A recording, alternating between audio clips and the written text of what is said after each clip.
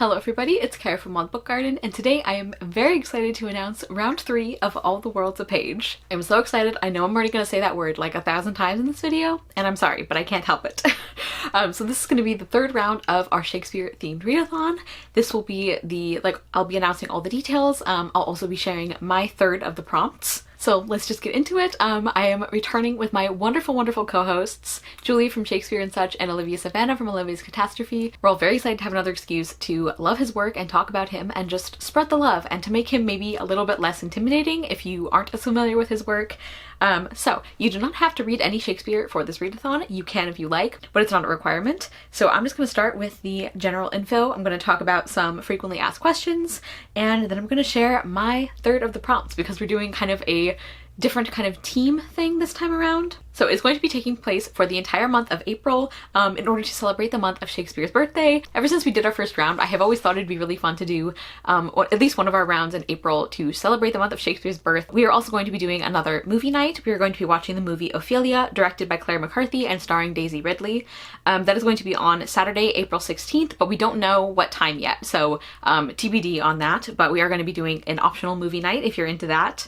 And our Twitter account is @WorldsAPage, so be sure to follow us there for more updates and everything. And also, of course, follow me and my co-hosts for information as well. I will, of course, link Julia and Olivia-Savannah down below, so please check them out if you're not already. But yeah, we are just so excited. I said I was going to say that word a lot, and I was telling the truth. So into the frequently asked questions, is prompt stacking allowed? Yes, it absolutely is. You can double up, triple up as many times as you want. Feel free to stack prompts to your heart's content.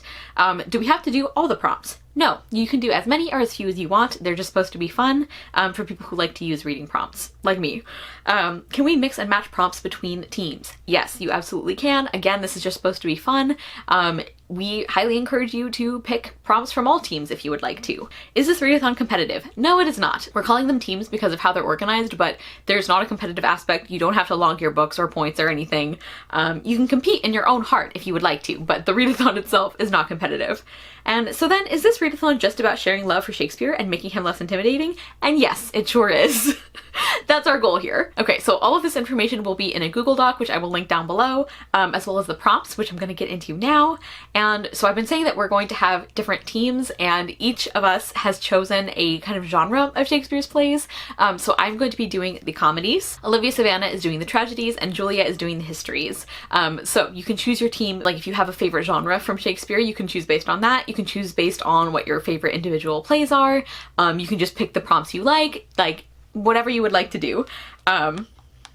Again, this is not a competitive readathon. We just thought it would be fun to divide up the prompts this way. And now getting into the prompts. So again, I'm going to be having the comedies as mine. If you would like to hear the prompts for Team Tragedy and Team History, you'll have to check out my wonderful co-hosts whose videos I will link down below. And we kind of did a balance of based on the plays themselves and based on some of our experiences with the plays. So hopefully that gives you a nice variety of things to pick from.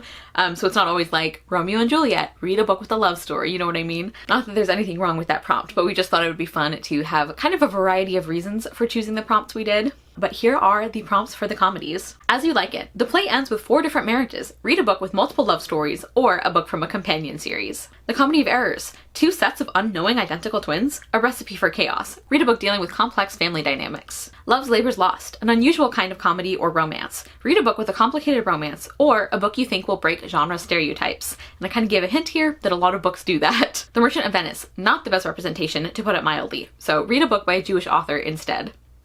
The Merchant of Venice is still technically considered a comedy, but if you guys have read the play, seen the play, know about the play, I think this prompt will make sense. The portrayal of the Jewish characters is not good, so instead we'd like you to read a book by a Jewish author. The Merry Wives of Windsor. 2 women teaming up to teach Falstaff a lesson. I'm in. Read a book featuring female friendship and or a female character you think you'll love. A Midsummer Night's Dream. Read a book that involves a performance of some kind.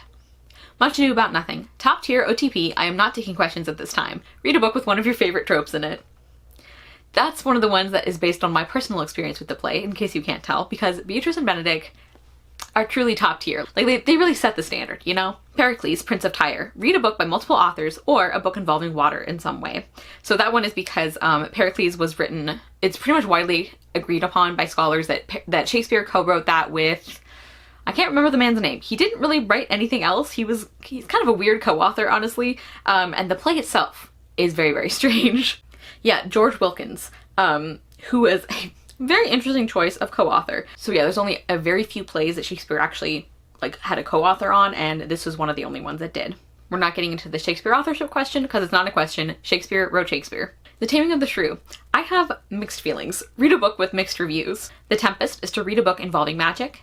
Twelfth Night is to read a queer book. Now this one I could have picked one of several options for the comedies because a lot of his comedies are at the very least queer coded, if not like outright including queer characters, but I thought Twelfth Night was an especially appropriate example. The Two Gentlemen of Verona. Shout out to Olivia-Savannah because I could not think of a prompt for this one, like at all, because I told her the only thing I could think of was yikes Proteus, and that's like not a prompt. So she said just lean into that and maybe do a book that you're unsure about.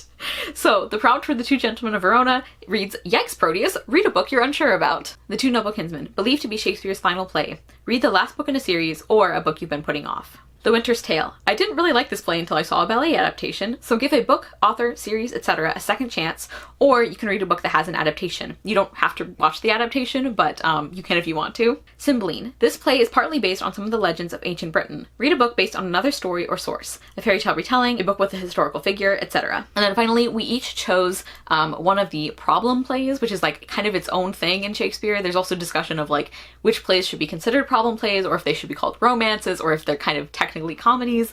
So they're problem plays. And the one I chose is the one I basically... How many papers have I written on this play over the years? It's been a lot, but that is Measure for Measure. And the prompt for that one is to read a book that deals with an issue you feel strongly about and find some way you can contribute in the real world. So that can be through donations, contacting representatives, etc. And I want to give a special shout out to Margaret over at The Word Nerd, because if you guys have ever participated in one of the readathons that she runs, one of the things she always does is include some kind of action challenge, which I've always really loved, and so I borrowed this idea from her. So shout out to Margaret for that idea. So there's a lot of different ways you could go with this one. Unfortunately, there are a lot of real world options you could choose from, and you can be as loose or as specific with the books as you want. So if you read a book, for example, that deals with refugees or anything like that, you could choose as your real world issue that you wanted to focus on. You could talk about the occupation of Palestine, you could talk about the occupation of Ukraine, a humanitarian crisis involving refugees from Afghanistan because of what the US has done there. So there's like, unfortunately, a lot of options for this one. Obviously, reading does connect to the real world, and we just wanted to create a more explicit link between that. So that is the prompt for Measure for Measure. And then also, as far as the prompts go, we wanted to include kind of a fun way to incorporate Shakespeare's plays themselves if you would like to. So for any of these prompts, if you want to read the play itself, that would count. Like, you can do that instead of filling the prompt. Actually, a lot of these, because of the way we decided on the prompts, the play itself would already count for it. So for example, A Midsummer Night's Dream is to read a book that involves a performance of some kind. A Midsummer Night's Dream does already involve a performance, but there are other ones where that might not apply. So for example, for Much Ado About Nothing, the prompt is to read a book with one of your favorite tropes in it, but if Much Ado About Nothing doesn't necessarily have your favorite tropes in it, but you want to read that play anyway, you could read that play for that prompt. I hope that makes sense.